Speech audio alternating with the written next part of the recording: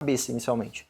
Em começar a ter uma rotina de mudança de atividade física, de alimentação, controlar no geral, porque o resultado ele vai vir como consequência dessas mudanças que você vai fazer.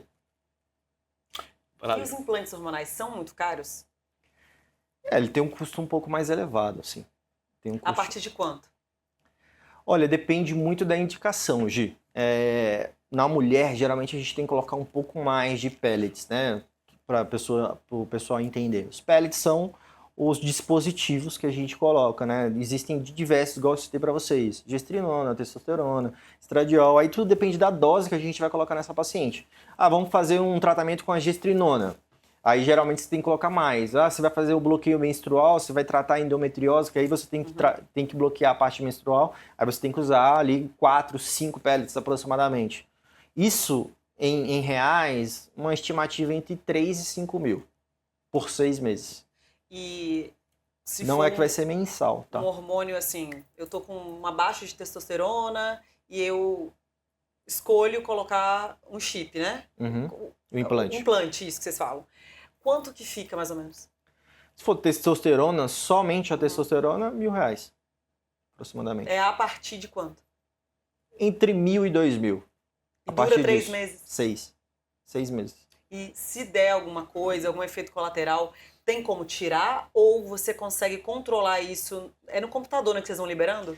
Não, na verdade não. Então a gente tem, ó, o pessoal entender, nós temos 2 tipos. Tem os absorvíveis e os não absorvíveis. Os absorvíveis são os pellets que ele vai liberando, ele já foi criado em laboratório, então ele vai fazendo uma liberação diária, de acordo com a dose que a gente coloca. Tem 25 testosterona, 25, 50, 75, 100, até chegando em 300 miligramas. Isso vai fazendo uma liberação diária. Aí tudo depende da indicação dessa paciente. Se for uma mulher, a gente... eu quero que libere X por dia. Então, eu vou colocar o pellet de 75 miligramas. Agora, respondendo sobre a questão de tirar. O absorvível a gente consegue tirar até um certo tempo. Quanto tempo? 3 semanas a gente consegue retirar, caso tenha efeitos colaterais. Após disso, não tem. Aí a gente tem que entrar com outros recursos para controlar aqueles efeitos colaterais. E se a mulher chega lá, faz todos os exames, tá tudo certo, colocou o implante, tá grávida? Já aconteceu? Nunca aconteceu. Que bom, né? Que bom. E se ela resolve engravidar, ela tem que esperar os 6 meses? Tem que esperar passar.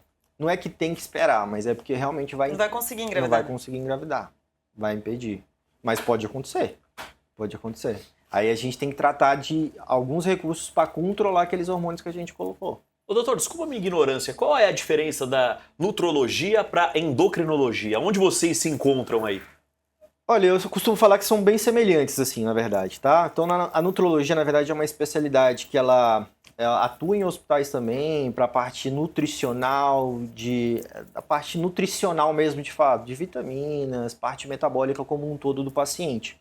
Mas a gente trata a parte hormonal também. Com o passar do tempo foi tendo essa evolução de acrescentar a parte hormonal. A endocrinologia cuida de doenças, patologias hormonais. Aí cuida de diabetes, tireoide e entre outros. Mas na nutrologia hoje a gente já também ficou um conjunto muito assim, na verdade. Se assemelha bastante, assim. Acabam que no decorrer dos anos aí, acabam que ficaram muito semelhantes assim as especialidades.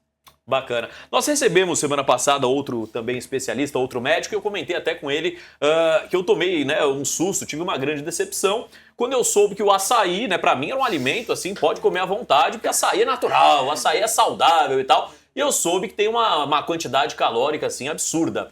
Quais alimentos que são enganosos, que a gente pensa que pode estar fazendo um bem danado por serem naturais, mas no fundo é uma bomba calórica? O açaí é um deles. Eu costumo falar, muito aqueles alimentos lights. O light entre aspas? O light entre aspas. Muitas das vezes, se você for fazer um comparativo com outros tipos, os alimentos tradicionais, muitas das vezes tem mais caloria do que o outro. O azeite também é bem calórico, né? O azeite é um bom alimento pra gente citar isso, porque o azeite ele tem uma alta quantidade de gordura.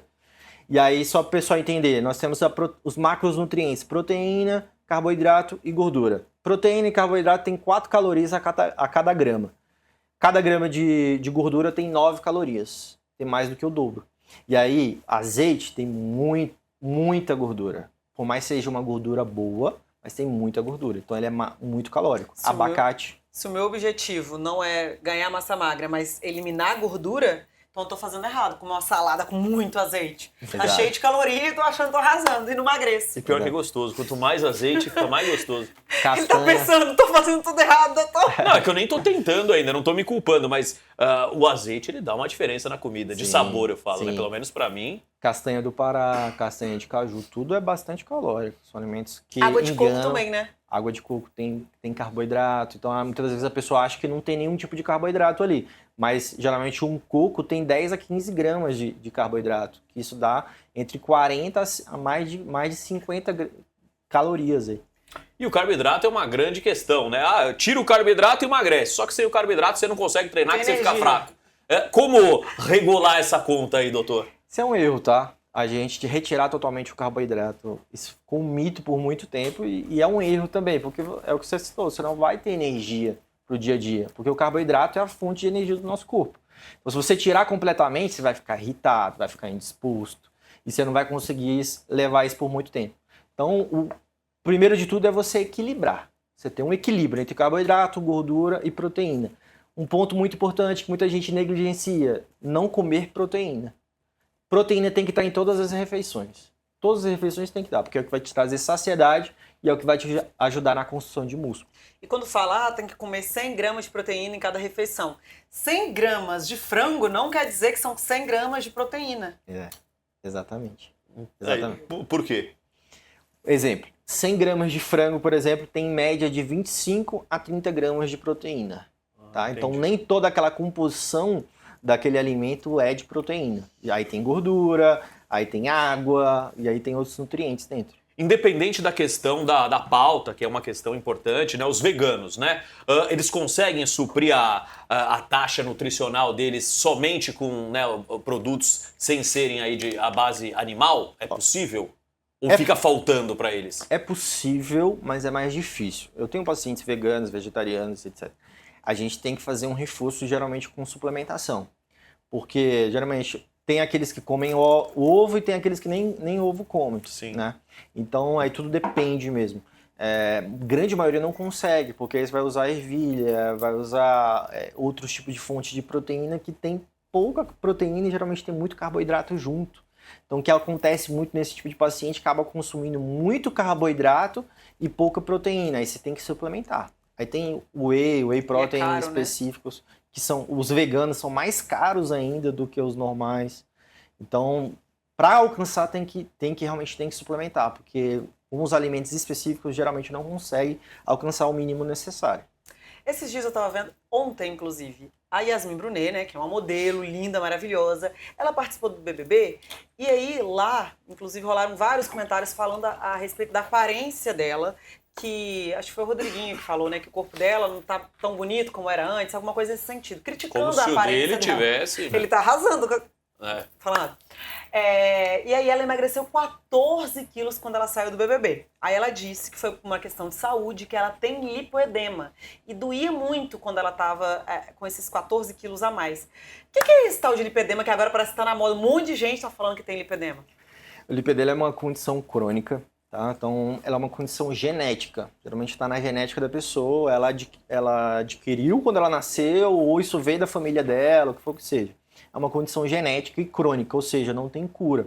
Tá? Hoje, está muito na moda em falar de lipedema, mas é uma doença que atinge cerca de 1 a cada 10 mulheres. Então, o que é o lipedema? Ela é um excesso de gordura nos membros inferiores, pode acontecer nos braços também. Então, a pessoa tem um excesso de gordura, algo exacerbado mesmo de fato nos membros inferiores, aqui da cintura para baixo, que aí começa a afetar a parte linfática, a circulação sanguínea. Trombose pode desenvolver? Olha, só num estágio muito avançado, que é o que a gente chama de linfedema, que a gente tem 4 graus ali do lipedema, 1, 2, 3 e 4. A gente chama o 5º grau, que seria o linfedema, que é quando já começa a afetar assim, drasticamente a vida da pessoa. Começa a ficar muito inchado, aí começa a ficar com hematomas absurdos, preto, a pessoa não consegue caminhar, e aí tem que ir para a parte cirúrgica mesmo. Mas dá pra olhar assim, saber se a pessoa tem lipoedema ou não? Se tiver descompensado, sim. Ou dependendo do estágio da pessoa, sim. Mas assim, se você me olhar, você acha que eu tenho ou não? Olhando assim, não. Você Avaliando assim, não. Não? Olhando assim, não. Mas existem sinais clínicos, porque o lipedema não é uma doença que você consegue diagnosticar. Ó, Yasmin antes Aí. dos 14 quilos. E embaixo, Tá já vendo? reparei, a É. minha cunhada tem, eu tenho algumas amigas que têm, a canela fica muito grossa, né? Isso. Ó, dá pra ver que a canela dela Isso. embaixo é desproporcional ao pé dela, aos braços, como são finos. Exato. Sim. Exato. Existe uma desproporção, principalmente abaixo do joelho, igual você tá vendo ali. A gente chama, existe um sinal de garroteamento, que fica aqui no tornozelo, que é como se tivesse algo prendendo mesmo o tornozelo dela. Que aquelas pessoas que têm o lipedema e esse lipedema está descompensado, você vê assim claramente quando você faz a avaliação. Aí o inchar, o edema, né? Existe um sinal que chama sinal de cacifo, que é quando você aperta e quando está inchado fica ali o dedo fundo que está inchado. Aí tem aqui algumas pacientes que têm lipedema, tem como se fosse uma bola de gordura bem abaixo do joelho, aqui nessa região, que também é um sinal da paciente que tem lipedema. E aí essa característica, né? Geralmente a parte abaixo do joelho é quase a mesma espessura da coxa. Olha Então só. é bem característico mesmo na paciente que tem lipedema. E qual é o tratamento? Tem cura? Não, eu falei, não tem cura, tá? Você tem como controlar. Aí tudo depende do estágio que tá. No estágio dela, por exemplo, ela tratou com, obviamente, mudando o estilo de vida dela. Então, o principal deles aqui é mudança de estilo de vida. Você tem que controlar a parte de atividade física, então você tem que fazer atividade física, buscando uma atividade física vigorosa, principalmente parte de musculação para aumentar a musculação, alimentação, né? Então tem que ter uma alimentação adequada para reduzir o percentual de gordura corporal total, controle de estresse, né? Que é difícil a gente fazer isso, tem que ter um sono adequado, o intestino funcionando bem, então